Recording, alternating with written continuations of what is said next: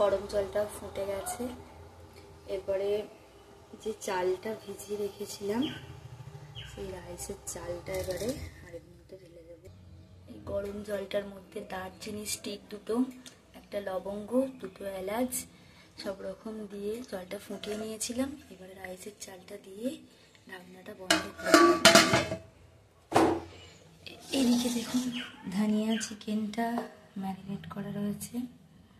চিকেনের সাথে আদা রসুন বাটা, পেঁয়াজ বাটা, ধনে পাতা বাটা, জিরে গুঁড়ো, ধনে গুঁড়ো, সর্ষের তেল সব রকম ম্যারিনেট করে রেখে দিয়েছি। এটা এখন থাক, কিছুক্ষণ পর এটা রান্না হবে। এই ফুটন্ত চালটাতে একটু সাদা তেল ছড়িয়ে দেবো যাতে ভাতের চালটা ঝরঝরে থাকে। বন্ধ করে দিলাম। কড়াতে সাদা তেল দেওয়া হয়ে গেছে। তেলটা গরম হলে এর মধ্যে গাজর, বিনস এগুলো ভাজবো।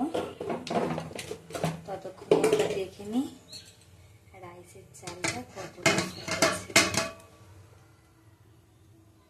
দেখতেই পাচ্ছ রাইসের চালটা মোটামুটি ফুটছে এখনো বাকি কিছুটা। আর বন্ধ করে দিলাম ঢাকনা। এবারে তেলটাও এর মধ্যে গরম হয়ে গেছে। এর মধ্যে গাজর বিনসটা দিয়ে দেবো।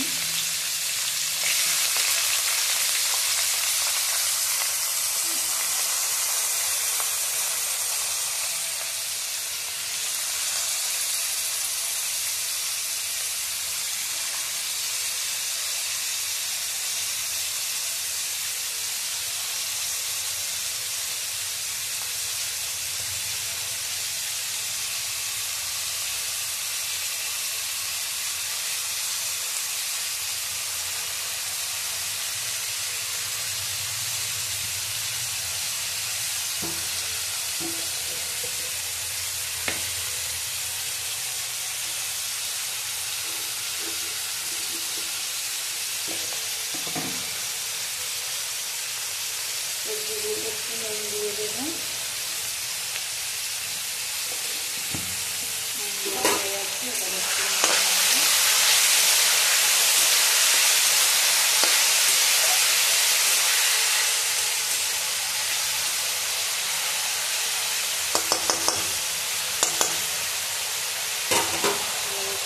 প্লেনটা একটু ইয়ে করে নিয়ে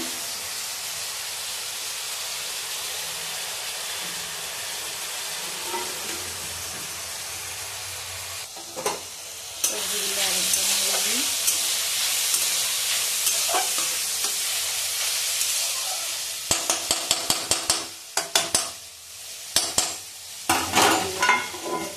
এটা একটা ঢাকনা চাপিয়ে দিই। রাইসটা মোটামুটি হয়ে এসেছে। রাইসের চালটা সেদ্ধ হয়েই গেছে। এবার এটা নামিয়ে নেওয়ার সময় আছে।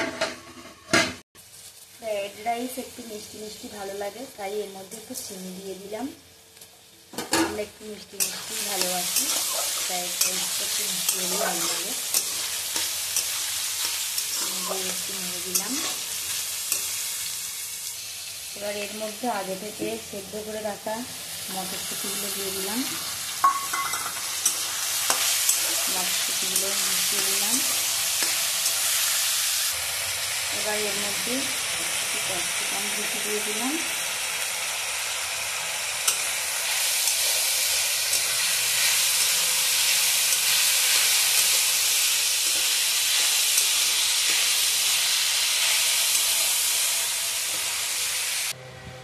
তিনটে থালার মধ্যে আমি রাইসটা মিলে দিয়েছি।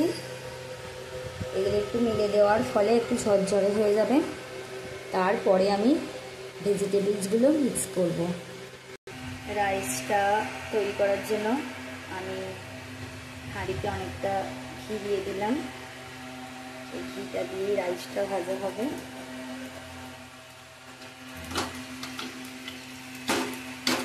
ঘিটা দিয়ে সম্পূর্ণ রাইসটা ভাজা হবে। এতে আমি আরও কয়েকটা দারচিনি, এলাচ, লবঙ্গ দিয়ে দিলাম। এরপর কাজু দিয়ে দিলাম।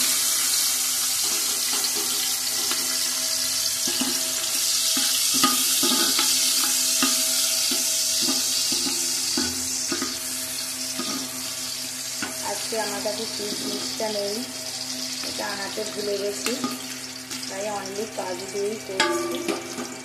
এবার আমি এর মধ্যে রাইসগুলো দিয়ে দিচ্ছি, একটু করে রাইস দেবো।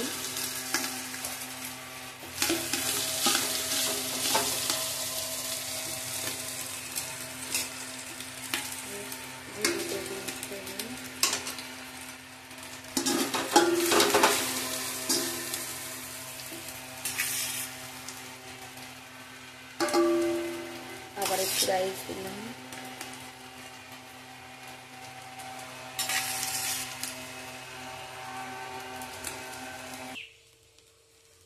রাইসটাতে আমি এবার পরিমাণ মতো একটু নুন দিয়ে দিলাম,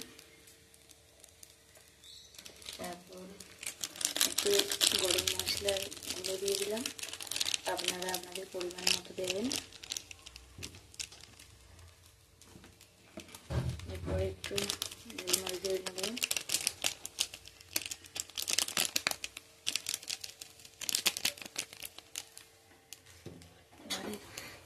সমস্ত কিছু মিক্স করতে হবে। আর ধনিয়া চিকেনটা রান্নার জন্য আমি আজকে সাদা তেল ইউজ করব সম্পূর্ণটাই। দেখতেই পাচ্ছেন আমার ম্যারিনেট করা এই ধনিয়া চিকেনটা এবার আমি কড়ার মধ্যে ঢেলে দেবো, আস্তে আস্তে কড়াতে ঢেলে দেবো। চিকেনটা থেকে অলরেডি জল ছাড়তে আরম্ভ করেছে। আমি তো বলেইছি আজকে আমি চিকেনটা পুরো সাদা তেলে রান্না করছি, আর চিকেনটা একটু গ্রিন কালার টাইপের হবে। অলরেডি একটা মানে ভীষণ সুন্দর অ্যারোমা বেরোচ্ছে চিকেনটা থেকে। এরপরে মানে কমপ্লিট হওয়ার পরে কত সুন্দর হবে বুঝতেই পারছি, নিজে রান্নার প্রশংসা করছি। চিকেনটা থেকে যে জল বেরিয়েছিল সেই জলটা আর টক দইটা যে ম্যারিনেট করে রেখেছিলাম সেই টক দইটার জলটাতেই পুরো, যে জলটা বেরিয়েছে টক দই থেকে সেইটাতেই পুরো রান্নাটা হয়ে যাবে। এতে আমরা এক্সট্রা করে কোনো জল ইউজ করবো না। এই চিকেনের যে জলটা বেরিয়েছিল সেটা আর টক দইয়ের জলটা থেকেই চিকেনটা রান্না হয়ে যাবে। আমি আগে এতক্ষণ নুন ইউজ করিনি, এবার একটু নুন ইউজ করবো। যতটা চিকেন আছে তার পরিমাণ মতো নুনটা ইউজ করবো।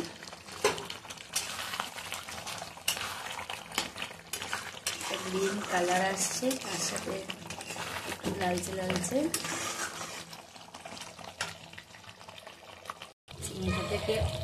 চিকেনটা থেকে অলরেডি তেল ছাড়তে আরম্ভ করেছে, তেল ছেড়ে যাচ্ছে। ধনিয়া চিকেনটা এবার হয়েই গেছে। আমি এর মধ্যে একটু গরম মশলার গুঁড়ো মিশিয়ে দিলাম।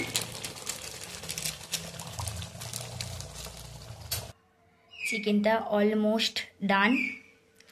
এই যে ধনিয়া চিকেনটা আপনি ফ্রাইড রাইস, জিরা রাইস, প্লেন রাইস, রুটি, নান, পরোটা সব কিছুর সাথেই খেতে পারেন, আপনাদের ভালো লাগবে। আপনারা নিজেরাও ট্রাই করবেন এই ধনিয়া চিকেনটা।